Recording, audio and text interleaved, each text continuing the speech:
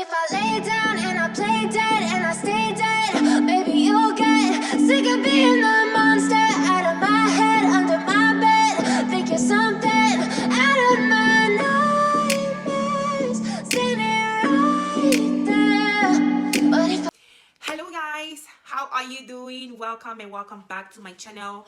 I'm back with another video on locks, and today we're going to talk about important things to consider before you lock your hair. It's a permanent solution, so you need to make the right decision, you need to make the right move, you need to know exactly what you want to achieve. I mean, most likely, because sometimes you don't really know how the hair will turn out at the beginning, but guys, you need to have the right information. And this video is an informative video telling you about 3 major important things to consider before you lock your hair. So without further ado, let's dive straight into this topic. So guys, first thing first is the size. Okay, how do I get the perfect size for my locks? This will depend on a lot of things. People will talk to you about your hair type, your hair density, and all those kind of things. But one thing that you need to know is what you want to achieve. Do you want thickness or you want fullness? Yes, you would have to do with bigger sizes of locks. It has to be a little bit thick, a little bit, it has to be bigger, okay? But with fullness, you want to focus on smaller sizes of locks. Bear in mind, guys, whatever hair type you have, whatever size you choose, your locks are going to thicken up, whether your hair is thin or not.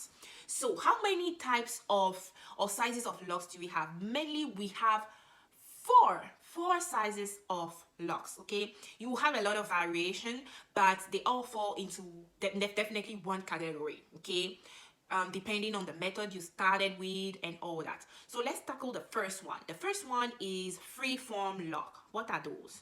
Those are, most of the time, they look, it's the Bob Marley type of lock. Okay, yeah, there's really, I think it's the original kind of dreadlock. You just wash your hair and let it be. Do not comb it for a particular time, a certain period of time, and you would have free-form lock. Okay, there are different variations with that, and you just let your hair be. No need for going to the salon to get this type of locks. You just probably do something like this and let it be. Do something, I mean, on almost all your head, and you have locks. That's it, you have free-form locks. The downside with that I find is you have less versatility with what you can do with your locks. I mean, you cannot really braid them later on if you want. I mean, use extension to braid. You cannot, the styles that you can do are really most of the time limited, and you might be extra careful with build up, because you would get more build up like easily than with any other type of locks. Okay, then we have the traditional lock. The traditional lock is yeah, the thick one that I'm talking about is the most common type of lock. It is affordable. Okay, it's not that cheap, but looking at the fact that they are permanent solution for your hair is affordable. It can range from $150. It starts from $150, let me say that, because depending on your hair length, depending on the volume of your hair and all that, yeah. What are the methods you can start your traditional locks with? They are either the coil method, the twist and twist, the braids, or the instant locks. Guys, with the first 3 ones that I mentioned, they are the cheapest. They are just as going to a normal hairdresser that would coil your hair or do the twist or the braid with your own hair. With the instant lock, that would cost a little bit more. Mainly, it can take an average of 10 hours to install instant locks. The good thing with instant lock is that it's instantly done. After that, you can dive in the pool, guys. Dive in the shower. You can do whatever you want. It's not going to quickly unravel. It might still unravel or freeze, but not as much as with the twist or the coil. Still, guys, do not listen to anybody that tell you do not wash your hair for 3 months, okay, to allow them to lock. Wash your hair. If it's dirty, wash it. Locks like water. Locks, they like water. They like more when you moisturize them. Okay, so this is how it locks faster. So with the other other methods, the thing is really cheap, but with the inconvenience is it can unravel or freeze pretty much faster or more than the instant locks. So this is the downside. The traditional lock, it takes like roughly, you can retwist it. If you don't want to retighten it, you have the possibility of either retwisting or retightening. Okay, and every session for retightening here can cost you roughly $80 ish. Okay, so it's pretty much affordable, looking like knowing that that's the price to get your hair done. Okay, if you're going to do your braids, even it's even more expensive than that because you have to add the extension and all. Talking about extension, you can add extension to your locks with traditional locks. Okay, so now let's move to the third type or size of lock, which is the micro lock. The micro lock is what I'm having right now. Is this size of locks. They look like this is the size, a little bit thinner, a little bit smaller, or a little bit bigger. Definitely it has to be smaller than the traditional lock. Okay, so yes guys, the micro locks, you need to have at least 150 locks to say that you have micro locks. So it can range from 150 to 1000 ish something, but it has to be at least 150. If you have less than that, then you might fall into the traditional lock. The micro lock, you can start either with the instant crochet, two stand twist, or the braids. For the coils with micro locks, no, this is just too much work. And I mean, you are better to start with the two stand twist or the braids. The good part is with these, you have more versatility with what you want to do with your hair. You can decide to braid your hair again, do control, twist, whatever you want. Okay, it's pretty much easier. You can do any style you want. So much versatility. The other thing with that is that not only it will cost you a little bit more, ranging from 500 to 600 ish, depending on your hair density and also the length of your hair.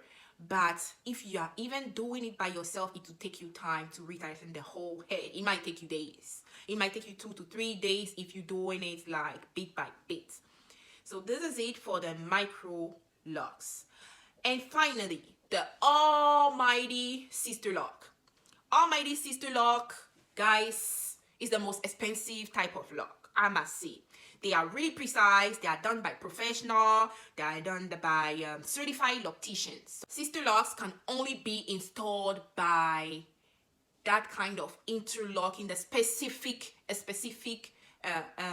instrument to lock the hair. So it's the Sister Lock brand, and they need to be certified locticians.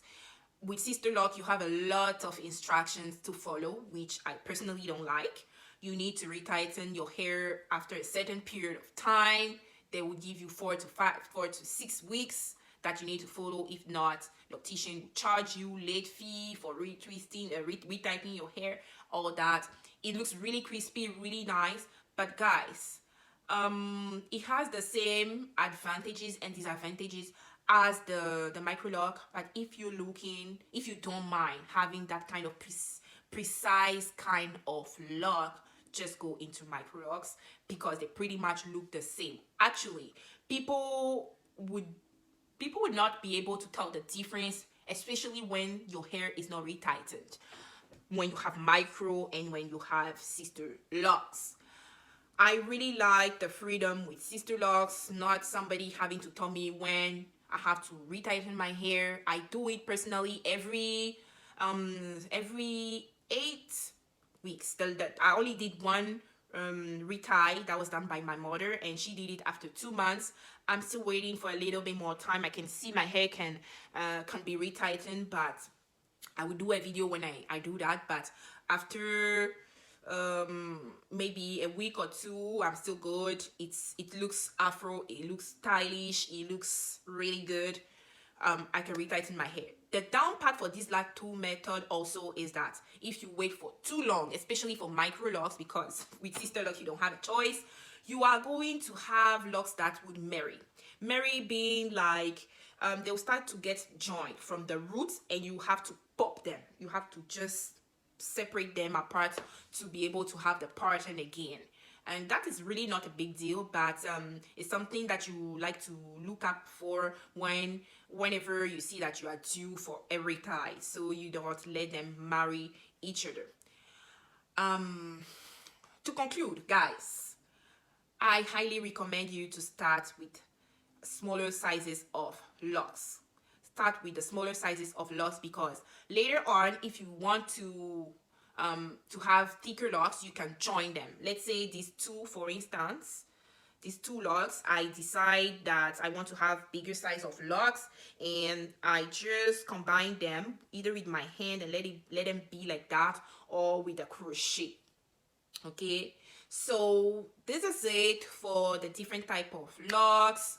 This is it for how to know which size you want to choose to get your locks installed, and the different method you can start with, knowing that you can do it yourself, or going to the salon, depending on the type of lock you have.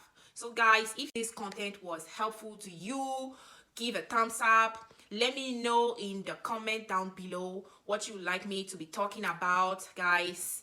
I really appreciate your support, so continue to like, comment, and subscribe to my channel. I will see you again, and thank you for watching. Bye.